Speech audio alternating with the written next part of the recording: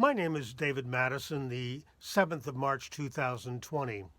I was a Methodist minister for 9 years, but by the time I had finished my PhD in biblical studies, my belief in God had evaporated.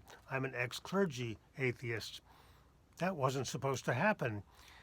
Seminaries exist to manufacture clergy, but if you study the Bible too carefully, too closely, too critically, the flaws and errors become all too obvious. In this series of videos, Bible Blunders and Bad Theology, I will discuss a lot of them. This is episode 14. It's that time of year again. Christians look forward to Easter morning when they can celebrate He is risen. But when we read the deeply flawed, contradictory gospel accounts, it's so hard to take He is risen seriously. Mark was the first gospel written, and it sets the stage for resurrection drama.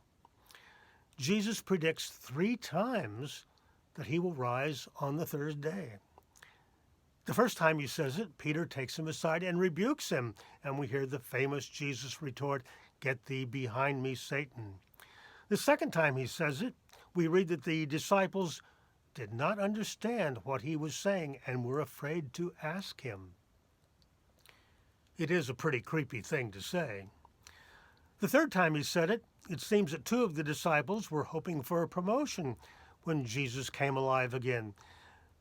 James and John said to him, "Grant us to sit, one at your right hand, the other at your left, in your glory." The other disciples were furious. The author Robert Connor has written a lot about the resurrection stories, and he wonders why the disciples didn't park themselves right outside the tomb to wait for the big event.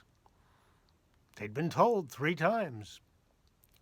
Just as puzzling, why doesn't Mark report these spectacular details? In Mark 16, we read that 3 women went to the tomb, but not any of the disciples. The big stone had been rolled away and a man was sitting there. He tells them that Jesus had been raised and was not there. The women were terrified and fled and told no one. And that's where the Gospel of Mark ends, abruptly. No one saw Jesus resurrect. Let that sink in. No witnesses. A guy sitting there says it happened. That makes it believable? Later, someone, we don't know who, added 12 more verses to chapter 16. Here we read that Mary Magdalene told the disciples that Jesus was alive, quote, "but they would not believe it," unquote. What? Jesus had told them 3 times. In Luke's account, when the disciples were told the news, quote, "these words seemed to them an idle tale, and they did not believe them," unquote. You know what? Neither should we.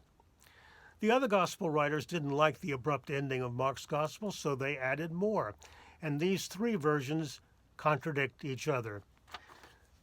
Many scholars argue that the empty tomb story was invented.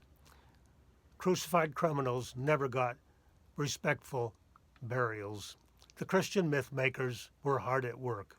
And speaking of myth makers, the idea that gods could rise from the dead is an ancient belief. That's how people long ago explained the arrival of springtime. The vegetation gods came back to life. We know that Jesus didn't ascend to heaven because heaven isn't up there. So if Jesus came alive again, then guess what? He died again and was buried again. So Christian theology takes a big hit. This is magical thinking, that a Galilean preacher came back to life, and if you believe it happened, you get eternal life. How can that possibly make sense? There are too many Bible blunders here and bad theology. Christianity, frankly, is dragged down by this superstitious thinking.